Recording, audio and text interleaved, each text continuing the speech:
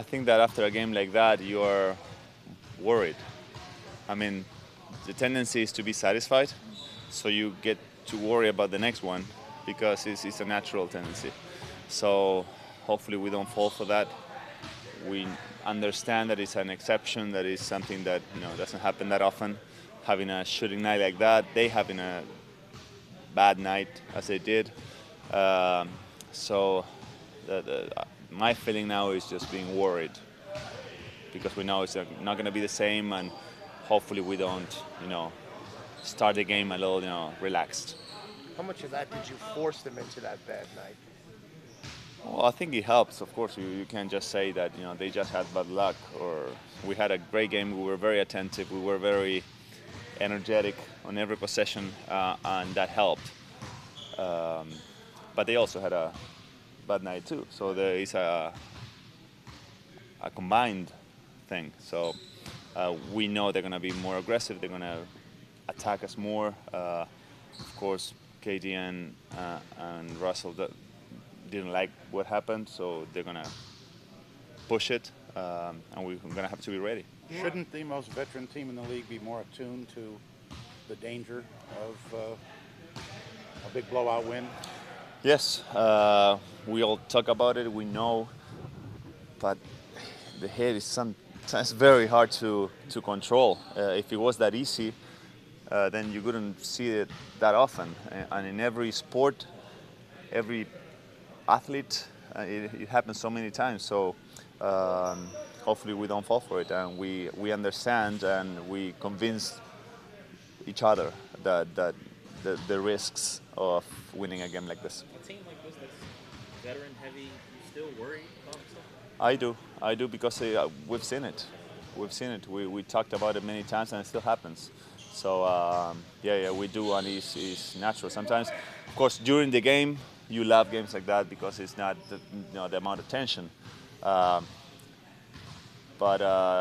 sometimes you prefer to win a close game, knowing that the tension is going to be similar in the next game. Here it's going to be a completely different story, and hopefully we don't let it down. Danny obviously didn't shoot the ball at the same percentage during the regular season. Who? Danny Green, that he normally did. Did you see that wearing on him at all throughout the season? Did you see him down about that? We never talked about it. Pop never, tell him not to shoot. He's always allowed to take those threes and take threes in transition. It's not that we change anything.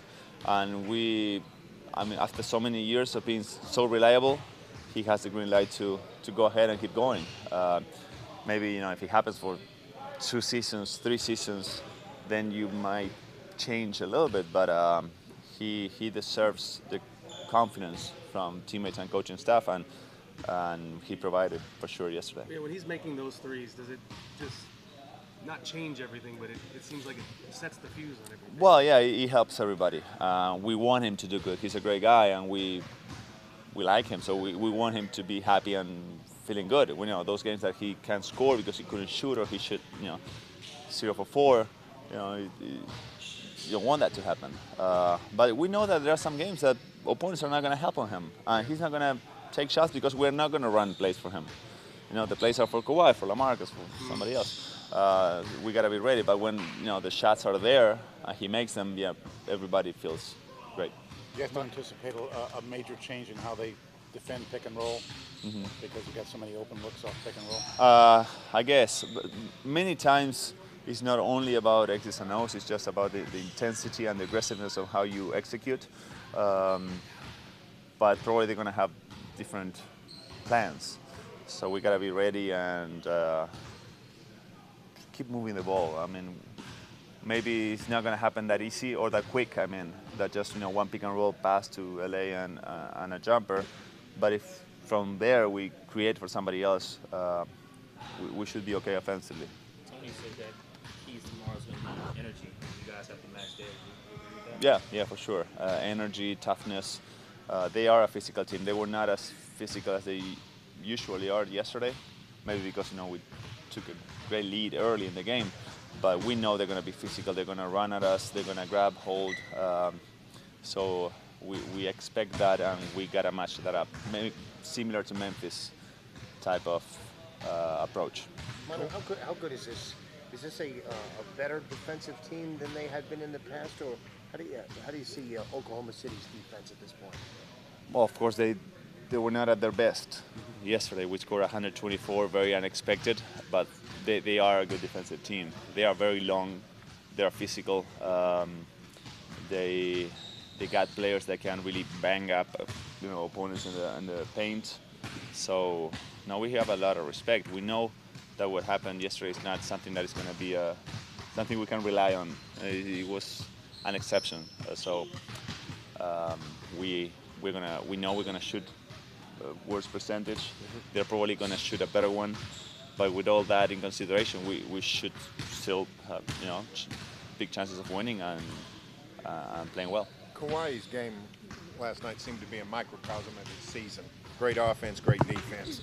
You've been in the league a long time. Have you seen many guys with his skill set, a guy that can play elite defense at that level and offense? Not that many. There are some players that did it for moments or for playoff series, but playing with that type of intensity and having so much to do on every game. Because we rely on him now to score 20 to 25 and guarding the best opponent. So it's something tiring and exhausting, and he's done it amazingly well this year. So now we are used to that, and we rely on that. And one of the big reasons why we won 67 games in the season is because we got a guy like that. Preocupado porque cuando uno gana el primer partido, un partido de playoffs por tantos puntos, tiende a relajarse un poco. Así que esperemos que no nos suceda y podamos jugar con la misma intensidad y la misma determinación que lo hicimos en el partido 1. Okay, guys. Thanks, Manu.